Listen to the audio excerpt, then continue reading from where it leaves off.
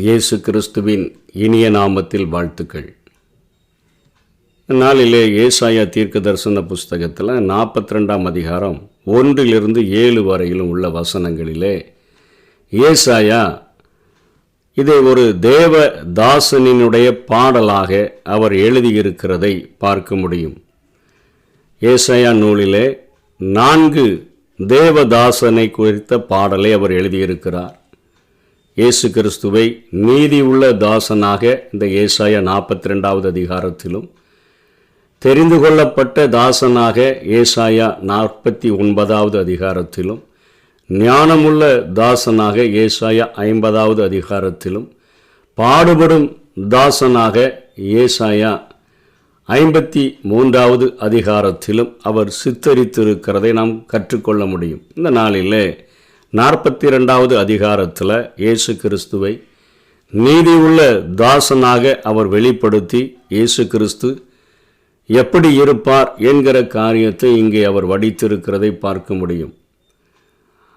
அந்த முதல் வசனத்திலே அவர் புறஜாதிகளுக்கு நியாயத்தை வெளிப்படுத்துவார் என்று சொல்லி இங்கே அவர் சொல்லுகிறதை பார்க்கிறோம். ஆண்டவருக்கு பிரியமான தாசனாக, ஆதரிக்கிற நேசனாக இருக்கிற ஆண்டவர், அவர் மேலே பரிசுத்த ஆவியானவர் இருக்கும் பொழுது அவர் புறஜாதிகளுக்கு நியாயத்தை வெளிப்படுத்துகிறவராக அவர் காணப்படுவார் என்று சொல்லி இங்கே ஏசாயா சொல்லுகிறார்.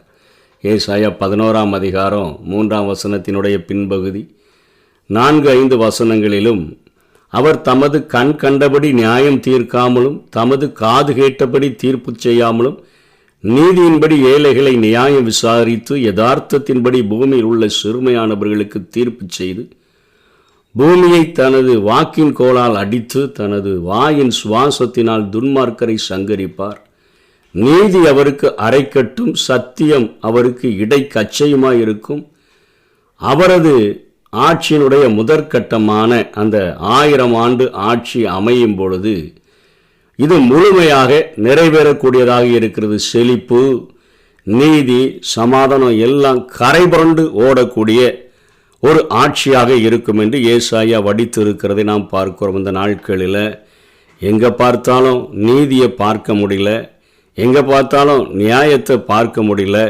இன்றைக்கு ஆளுகிறவர்களுடைய கரங்களிலிருந்து நீதி நியாயங்களை நம்ம எதிர்பார்க்கவே முடியலை. சின்ன லெவலில் இருந்து பெரிய லெவல் வரைக்கும் அப்படிப்பட்ட காரியங்களிலேயே நாம் நொந்து புலம்பிக் கொண்டிருக்கிற நமக்கு இது ஒரு ஆறுதலான செய்தியாக ஏசாயா எழுதி வைத்திருக்கிறதை பார்க்கிறோம். இயேசு கிறிஸ்துவினுடைய ஆட்சி அமையும் பொழுது இப்படிப்பட்ட நீதியும் நியாயமும் சமாதானமும் கரைபுரண்டு ஓடக்கூடியதாக இருக்கும். அவருடைய ஆட்சியில் ஒரு சின்ன ஒரு நியாயக்கேடு கூட இருக்காது என்பதை ஒரு நீதி உள்ள தாசனாக அவர் வெளிப்படுவார் என்கிறதை இங்கே ஏசாயா குறிப்பிடுகிறதை பார்க்கிறோம். 2வது அவருடைய குணாதிசயத்தை குறித்து சொல்லுகிறார். அவர் கூக்குரல் இடவும் மாட்டார், தம்முடைய சத்தத்தை உயர்த்தவும் அதை வீதிகளிலே கேட்க பண்ணவும் மாட்டார் என்று சொல்லப்படுகிறது. கூக்குரல் இட மாட்டார், தம்முடைய சத்தத்தை உயர்த்தவும் அதை வீதிகளிலே கேட்க பண்ணவும் மாட்டார். அதாவது சகரியா 9ஆம் அதிகாரம் 9ஆம் வசனத்தில் சீயோன் குமாரத்தியே மிகவும் கலிகூறு, எருசலேம் குமாரத்தியே கம்பீரி, இதோ உன் ராஜா உன்னிடத்தில் வருகிறார், அவர் நீதி உள்ளவரும் இரட்சிக்கிறவரும் தாழ்மை உள்ளவரும் கழுதையின் மேலும் கழுதை குட்டியாகிய மரியின் மேலும் ஏறி வருகிறவருமாயிருக்கிறார். அதாவது ஒரு பொறுப்பில் வைக்கப்பட்டு விட்டோம் என்று சொன்னால் ஆட்டோமேட்டிக்காக அவர்களுக்குள்ளாக தாழ்மை போய் பெருமை வந்துவிடக்கூடியதாக இருக்கிறது. அவர்கள் தங்களுடைய அந்த காரியங்களை வெளிப்படுத்துகிறதற்கு, அவர்கள் தன்னை பிரபலப்படுத்துகிறதற்கு என்னென்னலாம் செய்ய முடியுமோ அத்தனை காரியங்களையும் அவர்கள் செய்யக்கூடியவர்களாக, ஒருவேளை தங்களுக்குள்ள நீதி நியாயம் இருந்துச்சுன்னா அதை தம்பட்டம் படித்து வெளிப்படுத்துகிறவர்களாக இருக்கிறார்கள். இன்னைக்கு கேட்கவே வேண்டாம், அத்தனை மீடியாக்கள், அத்தனை பத்திரிகைகள், அத்தனை காரியங்கள் இருக்கிறபடினால மனிதர்களுடைய புகழ் பாடுகிற காரியங்கள் அத்தனையாக காணப்படக்கூடியதாக இருக்கிறது. தெருக்களிலும் வீதிகளிலும் இவைகள் முழங்கப்படக்கூடியதாக இருக்கின்றன. ஆனால் இங்கே இயேசு கிறிஸ்துவை குறித்து சொல்லப்படுகிறது, அவங்க எருசலேம் குமாரத்தியே கம்பீரி, உன் ராஜா வருகிறார். எதில் வருகிறார்னா கழுதையின் மேலும் கழுதை குட்டியாகிய மரியின் மேலும் அவர் வருகிறார். ஒரு தாழ்மையின் சின்னமாக அவர் தன்னை வெளிப்படுத்தக்கூடியவராக இருக்கிறார். சாந்த குணம் உள்ளவராய் என்று சொல்லி இயேசு இந்த பூமியில் வாழ்ந்த பொழுது, இதோ என்னிடத்தில் வந்து கற்றுக்கொள்ளுங்கள் என்று சொல்லுகிறார். நான் சாந்தமும் மனத்தாழ்மையுமாய் இருக்கிறேன், என்னிடத்தில் வந்து கற்றுக்கொள்ளுங்கள். அதனால தான் அவர் கல்வாரி சிலுவைக்கு செல்லுகிறதற்கு முன்பாக அத்தனையாக தன்னை தாழ்த்தி ஒரு சீலையை அவர் இடுப்பிலை கட்டி கொண்டு தன்னுடைய சீஷர்களுடைய கால்களை கழுவினதை நாம் பார்க்கிறோம். அத்தனையாக ஒரு தலைவனாய் இருக்க வேண்டும் என்று இருக்கிறவன் இத்தனையாய் அவன் ஊழியம் செய்ய வேண்டும், ஊழியக்காரனாய் இருக்க வேண்டும், தாசனாய் இருக்க வேண்டும் என்று சொல்லி அவர் கற்றுக் கொடுத்ததை பார்க்கிறோம். அதனால என்னிடத்தில் வந்து கற்றுக்கொள்ளுங்கள், நான் சாந்தமும் மனத்தாழ்மையுமாய் இருக்கிறேன் என்று சொல்லுகிறார். இன்னும் ஒரு விசேஷித்த காரியத்தை அவர் செய்கிறார். லூக்கா 17:20 தேவனுடைய ராஜ்யம் எப்பொழுது வரும் என்று பரிசேயர் அவரிடத்தில் கேட்ட பொழுது அவர்களுக்கு அவர் பிரதியுத்தரமாக, இன்னைக்கு நம்ம தான் அந்த ராஜ்யம், அவர் நம்ம தான் எல்லாம்னு சொன்னால் அத்தனையாக அதை வெளிப்படுத்துகிறதற்கு அவ்வளோ முயற்சி எடுப்போம், அவ்வளோ காரியங்களை பேசுவோம். இயேசு அப்படியே சாந்தமாக பதில் சொல்றாரு. அவர்களுக்கு அவர் பிரதியுத்தரமாக, தேவனுடைய ராஜ்யம் பிரத்யட்சமாய் வராது, வெளிப்படையா வராது, அது ரொம்ப பகிரங்கமாக வராது, ரொம்ப பகட்டா வராது, இதோ இங்கே என்றும் அதோ அங்கே என்றும் சொல்லப்படுகிறதற்கும் ஏது இராது, அப்படிப்பட்ட ஒரு வாய்ப்பும் இராது. இதோ தேவனுடைய ராஜ்யம் உங்களுக்குள் இருக்கிறதே என்றார். நான் வந்துட்டேன்னா அந்த ராஜ்யமே உங்கள் கூட தானே இருக்குது என்பதை அவ்வளவு ஒரு சாந்தத்தோடு கூட அவர் சொல்லுகிறதை பார்க்கிறோம். இன்றைக்கு ஒவ்வொரு சின்ன சின்ன காரியங்களிலும் உயர்த்தப்பட்ட மனிதர்களுடைய பேச்சுகள், அவர்களுடைய நடக்கைகள், அவருடைய பகட்டான காரியங்களை பார்க்கிறோம். ஆனால் இங்கே நீதி உள்ள தாசனாக ஏசாயா வடித்திருக்கிற அந்த இயேசு கிறிஸ்துவுக்குள்ள காணப்படுகிற அந்த காரியங்களை பாருங்க. அவ்வளவு சாந்தமாக அவர் பிள்ளைகள் மாம்சத்தையும் இரத்தத்தையும் உடையவர்களாக இருக்கிறது போல அவரும் அவர்களைப் போல மாம்சத்தையும் இரத்தத்தையும் உடையவராக மாறி அந்த தேவனுக்கு சமமாயிருந்தும் அதற்கு சமமாயிருப்பதை கொள்ளையாடின பொருளாக எண்ணாமல் தம்மைத்தாமே வெறுமையாக்கி அடிமையின் ரூபம் எடுத்து மனுஷ சாயலாக இறங்கி வந்த அந்த இயேசு இந்த பூமியில இவ்வளவு சாந்தத்தோடு கூட மனிதர்கள் மத்தியில், அதுவும் அவர்கள் இவரை எப்ப பார்த்தாலும் குற்றம் சாட்டுகிற அந்த பரிசேயர்களின் மத்தியில் சாந்தத்தோடு கூட இந்த காரியத்திற்கு அவர் பதில் உரைக்கிறதை பார்க்கிறோம். அதே போல 1 பேதுரு 2:23-24 முன்பகுதியில் சொல்றாரு, அவர் வையப்படும் பொழுது பதில் வையாமலும் பாடுபடும் பொழுது பயமுறுத்தாமலும் நியாயமாய் தீர்ப்பு செய்கிறவருக்கு தம்மை ஒப்புவித்தார். கல்வாரி சிலுவை வரையிலும் அவர் வையப்படுகிறார். எத்தனையோ விதமாக, நீ ராஜாவானால் கீழே இறங்கி வா, எவ்வளவோ காரியங்கள் சொல்லப்படுகிறது. அந்த கள்ளன் சொல்லுகிறான், நீ ராஜாவானால் உன்னை விடுவிச்சுட்டு எங்களையும் விடுவித்துக்கொள் என்று கேட்கிறான். இத்தனை வையப்படுகிற அந்த சூழ்நிலையில் மத்தியிலையும் பாடுபடும் பொழுது பயமுறுத்தாம நியாயமாய் தீர்ப்பு செய்கிறவருக்கு தம்மை ஒப்புவித்த நம்மன்னா, எனக்கு அவனை தெரிய இவனை தெரிய, நான் உன்னை அப்படி செஞ்சிருவேன் இப்படி செஞ்சிருவேன், நம்மளால எவ்வளவு பயமுறுத்த முடியுமோ, எவ்வளவு பதில் பேச முடியுமோ, வையப்படும் பொழுது எவ்வளவு நம்ம திரும்ப வைய முடியுமோ அப்படிப்பட்ட காரியங்களெல்லாம் செஞ்சிருவோம். இங்கே நீதி உள்ள தாசனாக ஏசாயா காண்பிக்கிற என் இயேசு வையப்படும் பொழுது பதில் வையாம, பாடுபடும் பொழுது பயமுறுத்தாம நியாயமாய் தீர்ப்பு செய்கிறவருக்கு தம்மை அப்படியே ஒப்பு கொடுத்து கொண்டு இருக்கிறார். நம்ம பாவங்களுக்கு செத்து நம்ம நீதிக்கு பிழைக்கும்படிக்கு அவர்தாமே தமது சரீரத்தில் நம்முடைய பாவங்களை சிலுவையின் மேல் சுமந்தார். நம்ம இப்படிப்பட்ட சுபாவங்களுக்கு பாவங்களுக்கு சேர்த்து அவரை போல நீதி உள்ள தாசனாக நாம் மாறும்படிக்கு அவர்தாமே தமது சரீரத்தில் நம்முடைய இப்படிப்பட்ட எல்லா பாவங்களையும் நியாயக்கேடுகளையும் அநீதிகளையும் அவருடைய சரீரத்திலே சுமந்தார் என்று சொல்லி இங்கே பேதுரு எழுதுகிறதை பார்க்கிறோம். 42:3 அவர் நெறிந்த நாணலை முறியாமலும் மங்கி எரிகிற திரியை அணையாமலும் நியாயத்தை உண்மையாக வெளிப்படுத்துவார். சங்கீதம் 103:14 நம்முடைய உருவம் அவருக்கு என்னதென்று அவர் அறிவார், நாம் மண் என்று அவர் நினைவு கூறுகிறவராக இருக்கிறார். நம்ம என்னதான் ஆட்டம் போட்டாலும் நம்மை ஒரு களிமண்ணை எடுத்து அதில் ஜீவ சுவாசத்தை ஊதி மனிதனாய்தான நம்மை உண்டாக்கினார். இன்னைக்கு மனுஷன் கூட சொல்றான் பரிமாண கொள்கையில குரங்கிலிருந்து வந்தான்னு சொல்லி, அதை விடவும் கேவலமான ஒரு நிலைமையில இருந்துதான் நம்முடைய ஆதி மனிதன் உருவாக்கப்பட்டான். குரங்கிலிருந்து நம்ம வரல, மண்ணிலிருந்து வந்திருக்கிறோம். ஆதாமை ஆண்டவர் மண்ணை எடுத்து அவனை உருவாக்கி அதில் ஜீவ சுவாசத்தை ஊதி நம்ம மண்ணென்று நினைவு கூறுகிற மனிதர்களாக இருந்தபோது அவரும் சொல்றார், நம்முடைய உருவம் இன்னதென்று அறிவார். நம்ம மண் என்று அவர் நினைவு கூறுகிறவராக இருக்கிறார்.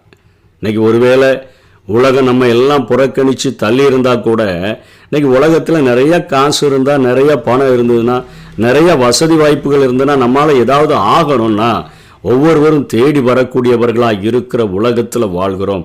ஆனால் இயேசு கிறிஸ்து இந்த பூமியில் நீதி உள்ளவராக வாழ்ந்து அந்த 1000 ஆண்டு ஆட்சியிலையும் முழுமையாக நீதி உள்ள ஆட்சியை வெளிப்படுத்துகிறவராக இருக்கிற என் ஆண்டவர் இந்த பூமியில் வாழும் பொழுது தள்ளப்பட்ட ஒரு லேகியோன் பிசாசு பிடித்தவனை கல்லறைக்கு தேடிக்கொண்டு செல்லுகிறார். இன்னைக்கு புகழ் வேணும், அது வேணும்னு சொல்கிறவங்கெல்லாம் அங்கே போக மாட்டாங்க. அங்கே தேடி சென்று கல்லுகளால் தன்னை காயப்படுத்தி கொண்டிருந்த ஒரு மனிதன், அவனுடைய வாழ்க்கை அதோடு முடிஞ்சு போச்சுன்னு சொல்லி குடும்பமே விட்டுவிட்ட போதிலும் அவனை தேடி அவனை சுகமாக்குகிறதை பார்க்கிறோம். 38 வருஷமாக பெதஸ்தா அந்த மண்டபத்தண்டையில் தூக்கி கொண்டு ஒருத்தனை போட்டுட்டாங்க. அவன் அங்கே கிடக்கிறான். அவனால் சொல்லுகிறான், எனக்கு தேவதூதன் கலக்கும் பொழுது முதல்ல யார் போய் விழுகிறார்களோ அவர்கள் சுகம் பெற்று விடுகிறார்கள். என்னை கொண்டு போய் விடுகிறதற்கு யாரும் இல்லை. அந்த ஊருக்குள்ளே எனக்கு உதவி செய்கிறதற்கு யாரும் இல்லை. ஆனால் ஜீவன் போகலை. நித்திய கண்டம் போன்ற ஒரு வாழ்க்கையை வாழ்ந்து கொண்டிருக்கிறான். நித்திய கண்டம் நீண்ட ஆயுசு என்று சொல்லுகிறது போலத்தான் அவனுடைய வாழ்க்கை 38 ஆண்டுகள் ஓடிக்கொண்டிருக்கிறது, இன்றைக்கோ அன்றைக்கோ. ஆனால் எழும்பி போக முடியல. அவனை பார்த்து தேடி வந்து அந்த நெறிந்த நாணலை முறியாம, மங்கி எரிகிற திரிய அணையாம அவனை அங்கே சுகப்படுத்தி உன் படுக்கை எடுத்து கொண்டு போ என்று சொல்லி அவனை தேற்றிவிட்ட இயேசு கிறிஸ்து இன்றைக்கு பாவத்தினுடைய வேதனையினால, இன்றைக்கு சரீரப்பிரகாரமான பாடுகளினால நெறிந்த நாணலை போல காணப்பட்டாலும், மங்கி எரிகிற ஒரு திரிய போன நம்முடைய வாழ்க்கை இருந்தாலும், அவர் நம்மை எழுப்பி விடுகிறவராக, நம்மை கைதூக்கி நிறுத்துகிறவராக அவர் இன்றைக்கு இருக்கிறார். அவர் நியாயத்தை 4வது காரியமாக சொல்கிறார், பூமியில் நிலைப்படுத்தும் மட்டும் அவர் இலக்கரிப்பதும் இல்லைன்னா மங்கி மாய்வதில்லை, இல்லைன்னா தளர்வடைந்து போகிறதில்லை, சோர்வடைந்து போகிறதில்லை, பதறுகிறதும் இல்லை. அமைதியாக சாந்தமாக காரியங்களை செய்கிறவர். அவருடைய வேதத்துக்கு தீவுகள் காத்திருக்கும் என்று சொல்லி ஏசாயா வடித்திருக்கிறதை நாம் பார்க்கிறோம்.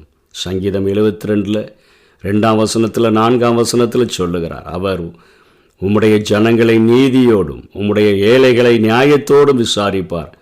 ஜனத்தில் சிறுமைப்படுகிறவர்களை அவர் நியாயம் விசாரித்து ஏழையின் பிள்ளைகளை ரட்சித்து இடுக்கண் செய்கிறவனை நொறுக்குவார் என்று பார்க்கிறோம். கடைசியாக ஆண்டவர் பிதா அவருக்கு கொடுக்கிற கட்டளை, குருடருடைய கண்களை திறக்கவும், கட்டுண்டவர்களை காவலில் இருந்தும் இருளில் இருக்கிறவர்களை சிறையிலிருந்தும் விடுவிக்கவும் கர்த்தராகிய நான் நீதியின்படி உம்மை அழைத்து உம்மையுடைய கையை பிடித்து உம்மை தற்காத்து உம்மை ஜனத்திற்கு உடன்படிக்கையாகவும் ஜாதிகளுக்கு ஒளியாகவும் வைக்கிறேன் என்று சொல்லி ஆண்டவராகிய இயேசு கிறிஸ்துவை பாவத்தினுடைய கோரத்தினால ஒதுக்கப்பட்டிருக்கிற ஜனங்களை, உங்களுடைய அக்கிரமங்களை உங்களுக்கும் உங்கள் தேவனுக்கும் நடுவாக பிரிவினை உண்டாக்குகிறது என்று சொல்லுகிறத அந்த பாவத்தினுடைய கோரத்தை மாற்றி பிதாவோடு கூட ஜனங்களை ஒப்புரவாக்குகிற அந்த உடன்படிக்கையின் ஒப்புரவாக்குதலின் ஊழியத்தை செய்யும்படியாகவும் ஜாதிகளுக்கெல்லாம் ஒளியாகவும் இருக்கும்படியாக நான் வைத்திருக்கிறேன் என்று சொல்லுகிறதை பார்க்கிறோம்.